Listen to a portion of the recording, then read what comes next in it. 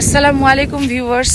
সবুজ গাছপালার ভিতরে এসে মনটা অনেক ভালো লাগতেছে, অনেক ভালো লাগতেছে। এই যে দেখেন আমাদের ছাদ বাগানটা আপনাদেরকে দেখাই যে কেমন।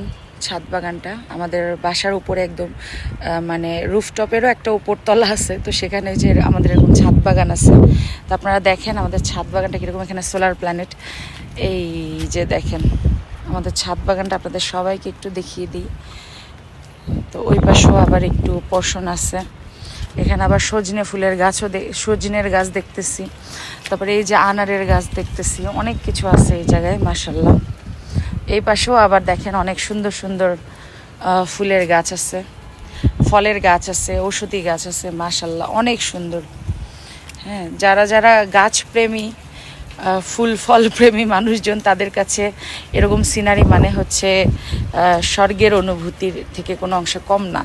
তাদের কাছে এই সমস্ত সিনারি অনেক অনেক সুন্দর, অনেক পছন্দের।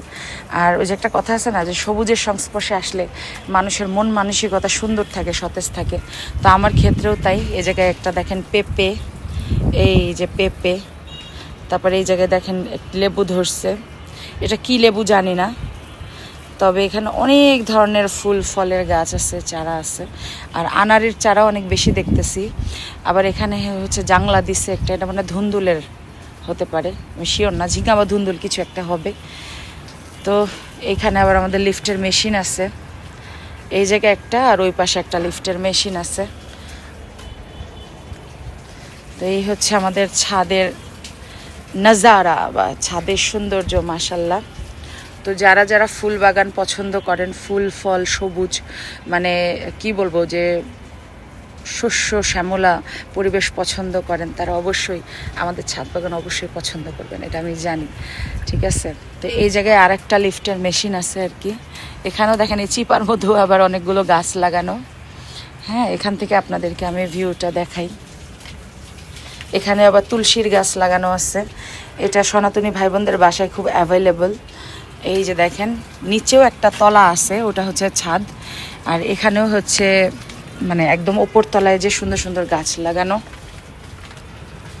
তো যাই হোক, আপনাদেরকে আমাদের ছাদ বাগানটা দেখিয়ে দিলাম। তো সবাই একটু কমেন্ট করে জানাবেন যে আমাদের ছাদ বাগানটা আপনাদের কেমন লাগলো।